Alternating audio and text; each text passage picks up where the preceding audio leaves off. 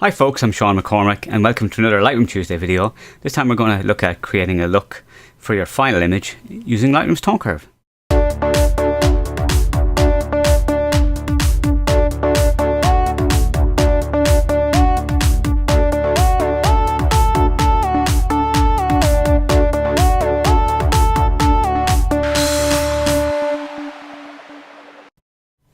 Hi folks, back again on Tuesdays, and of course every Tuesday I do some Lightroom related stuff, so please do subscribe if you want to get Lightroom stuff all the time and hit the notification bell so you get notified.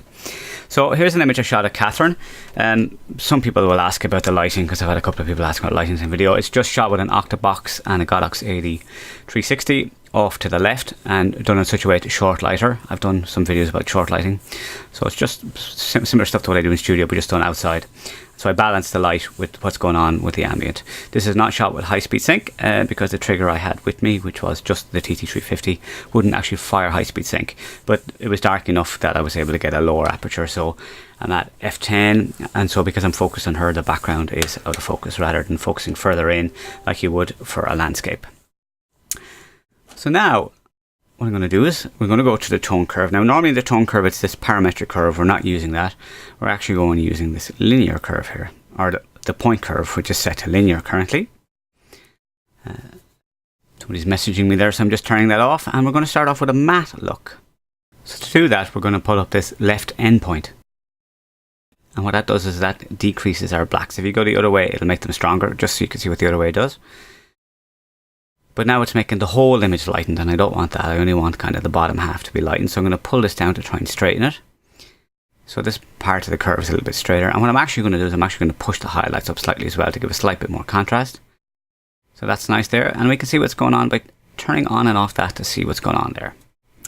Just going to give a quick shout out to Damola as well. Hello Damola, I believe you've been watching all my videos. So just a quick hello on that. So now I'm going to go to the red channel. And so up is red and down is cyan. But we're not going to actually do a little curve. We're actually going to look at pulling in the ends. If I pull in the ends this way, it goes to kind of a little bit cyan-y kind of green. If I go the other way, it'll go a little bit kind of reddy orange. But I'm going to pull this in here just to give that kind of tonal look to the shadows. And of course I can go red or I can go cyan on the highlights, but I'm actually just going to go a tiny bit red because I'm going kind of towards teal and orange. And of course orange is a mixture of red and yellow. So I'm going to jump to the blue channel. And again, with the blue channel, you can go up for bluer or you can go in for yellower.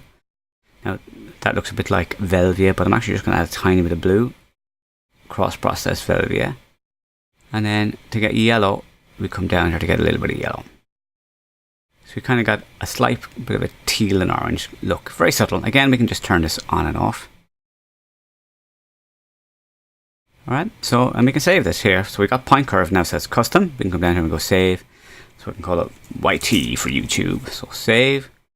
So now we can look here and go linear. That'll jump back to what we have as a default. And go for YT. Select the right one there. So we can have what's a really, really kind of nice kind of toned look for the image. And of course, because it's here in point curve, it can be accessed from here and obviously from camera raw as well. So that is just a way to make something that's reusable from the tone curve.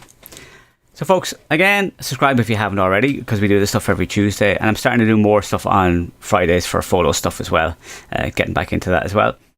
So folks, give it a like if you liked it and share it with your friends. Subscribe, hit the notification bell, all that kind of stuff folks. Thank you for watching and I will see you in the next video.